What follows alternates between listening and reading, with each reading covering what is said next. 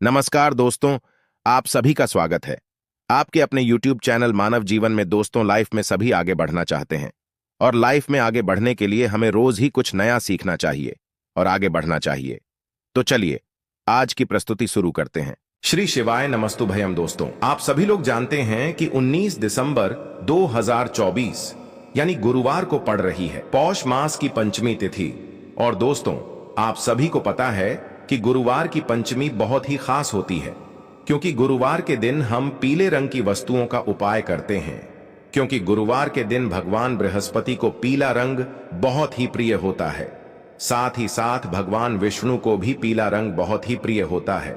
तो इसी दिन हमें हल्दी के कुछ उपाय अवश्य करना चाहिए। देखिए दोस्तों, इस बार की पंचमी तिथि का महत्व और अधिक इसीलिए बढ़ जाता है क्योंकि यह जो पंचमी तिथि है पौष मास में पड़ रही है और साथ ही साथ गुरुवार के दिन पड़ रही है।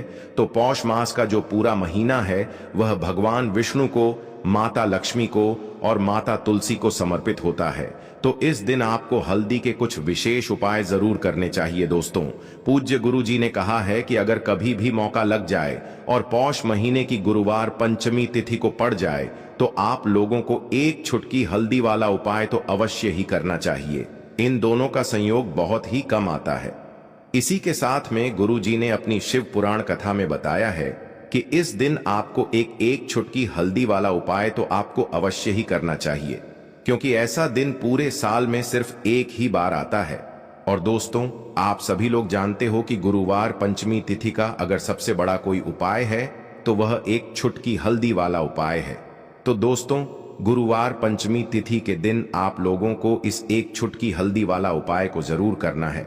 बहुत सारे लोग होंगे जिन लोगों ने इस उपाय को ना किया हो, मतलब पूरा साल निकल गया, उन्होंने किसी भी दिन इस एक छुटकी हल्दी वाला उपाय को ना किया हो। पर दोस्तों, आपके पास एक आखिरी मौका बचा हुआ है जो कि 19 दिसंबर गुरुवार पंचमी तिथि के दिन है। इस दिन आप लोगों को इस वाले उपाय को जरूर कर लेना है। भले ही आपने पूरे महीने भर इस उपाय को ना किया हो, पर अगर आपने इस पौष महीने के गुरुवार पंचमी तिथि के दिन अगर इस वाले उपाय को कर लिया तो आपको इस उपाय को करने का वह फल मिलेगा जिसकी आपने कभी कल्पना भी नहीं करी होगी। इसीलिए आप लोग इस वाले उपाय को एक बार जरूर कर लेना है, ताकि आप लोगों के हाथ से यह मौका ना जा सके और आपको इस उपाय को करने का फल मिल सके। दोस्तों, यह उपाय पंडित जी ने अपनी अभी की ही श्री शिव महापुराण की कथा में बताया है। जी, इस उपाय को आज हम आपको बहुत अच्छे से समझाने वाले हैं। इस वीडियो को देखने के बाद इस उपाय को समझने के लिए आपको कोई और वीडियो को देखने की जरूरत नहीं पड़ेगी। तो चलिए दोस्तों, उपाय को शुरू करते हैं। देखिए, यह इस पौष महीने के गुरुवार पंचमी तिथि के दिन यह इतना खास होता है, इतना महत्वपूर्ण होता है। देखा गया है कभी कभी बड़े बड़े पूजा पाठ अनुष्ठान से जो मनोकामना पूर्ण नहीं होते, वह पौष महीने की गुरुवार पंचमी तिथि के दिन एक छोटे से उपाय करने से ही आपकी मनोकामना पूर्ण हो जाती है। और बहुत सारे लोगों ने इस उपाय को किया भी है और उनको इस उपाय को करने का फल भी जरूर मिला है। अगर आप लोग भी इस उपाय को करना चाहते हैं तो आप इस उपाय को पहले अच्छे से समझ लेना, सुन लेना, उसके बाद करना। आपको इस उपाय का फल जरूर मिलेगा और इस उपाय को कर लेने से आपके घर में चाहे किसी भी प्रकार की दुख और समस्या क्यों ना चल रही हो, आपको उसका कारण भी नहीं पता है कि भाई यह समस्या किस कारण से चल रही है। उसका कुछ भी कारण हो सकता है, जैसे पितृदोष हो सकता है या किसी भी तरह का मंगल दोष भी हो सकता है। तो इस दिन आप लोगों को यह वाला उपाय कर लेना है।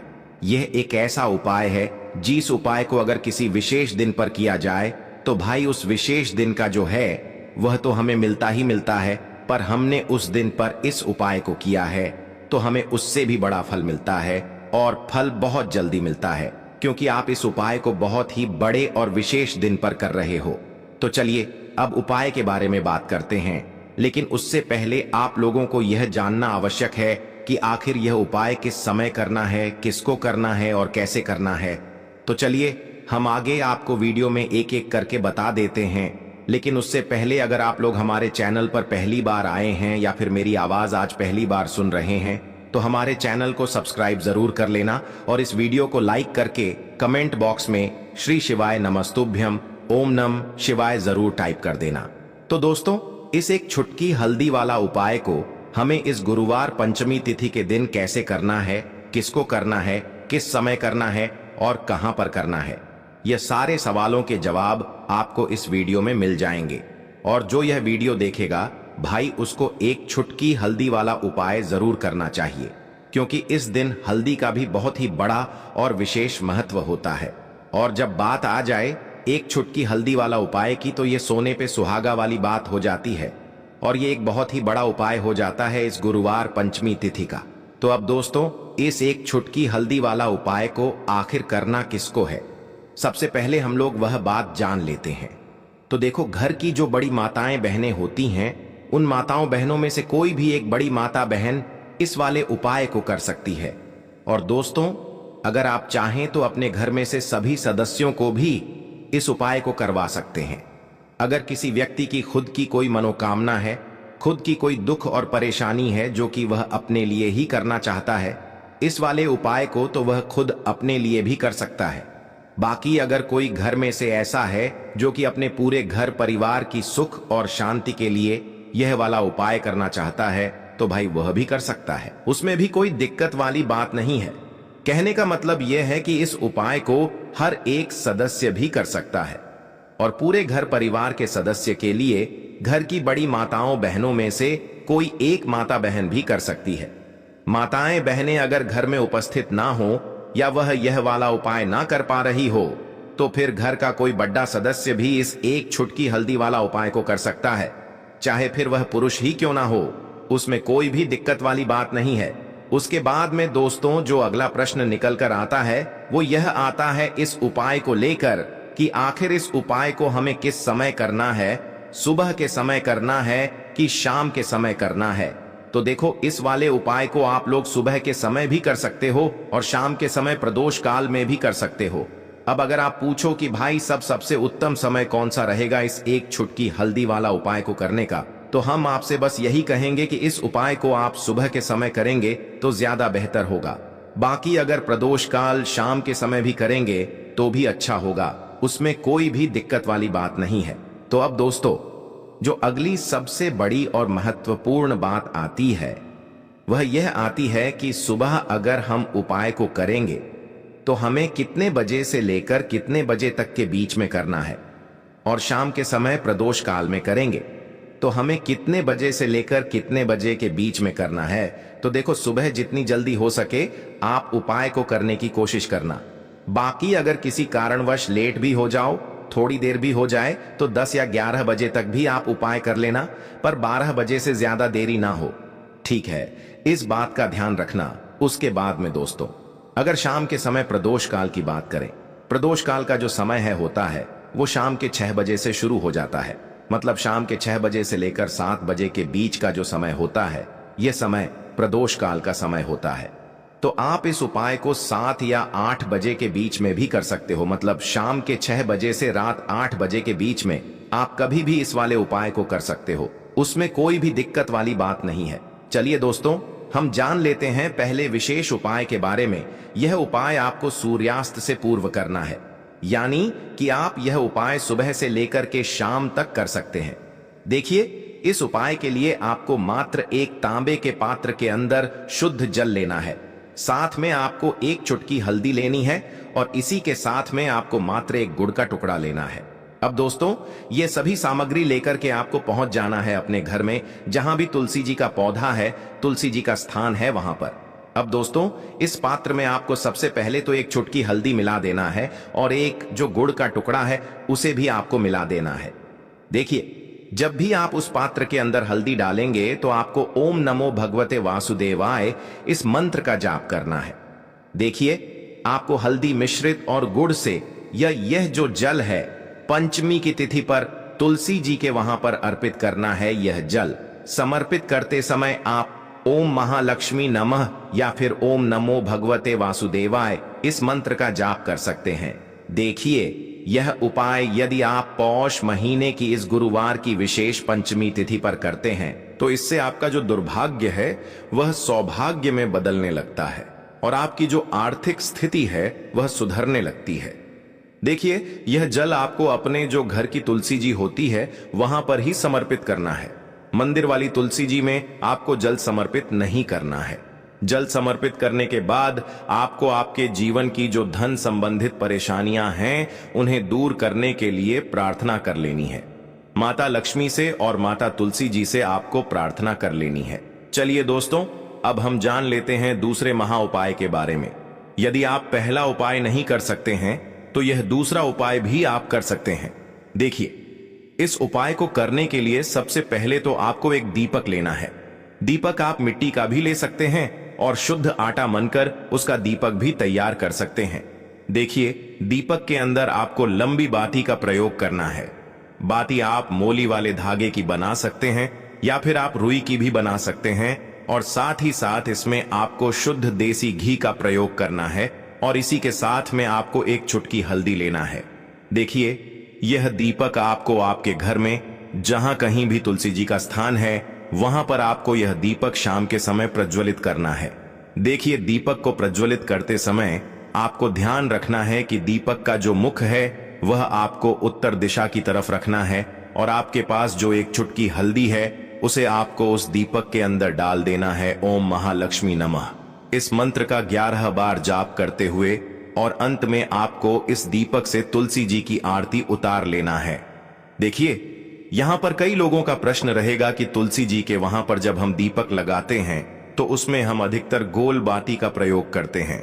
गोल बाती का दीपक जब भी हम तुलसी जी के वहां पर लगाते हैं तो वह हम विष्णु भगवान के निमित्त लगाते हैं, लेकिन पंचमी की तिथि पर हम माता लक्ष्मी के निमित्त यह उपाय कर रहे हैं, तो इसीलिए हमें इस दीपक के अंदर लंबी बाती का प्रयोग करना है। यदि आप चाहते हैं कि आपके घर में बरकत हो, आपकी जो आर्थिक स्थिति है उसमें सुधार हो, तो आपको फिर दीपक में लंबी बाती का ही प्रयोग करना है। तो इस प्रकार से लंबी बाती का दीपक आपको प्रज्वलित करना है और अंत में आपको आरती उतारना है।